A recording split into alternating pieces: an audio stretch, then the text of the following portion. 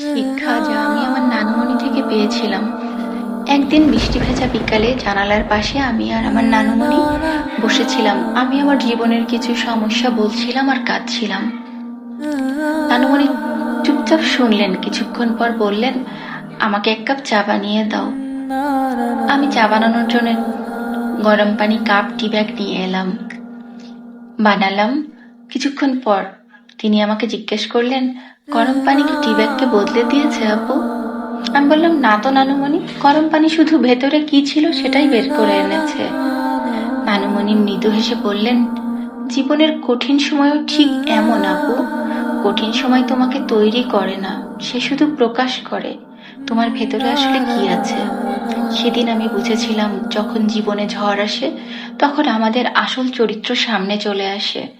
তাই যখন পরীক্ষা আসবে, নিজেকে একবার জিজ্ঞাসা করা উচিত, আমার ভেতর থেকে কি বের হয়ে আসছে, হতাশা নাকি ঈমান, ধৈর্য আর শক্তি।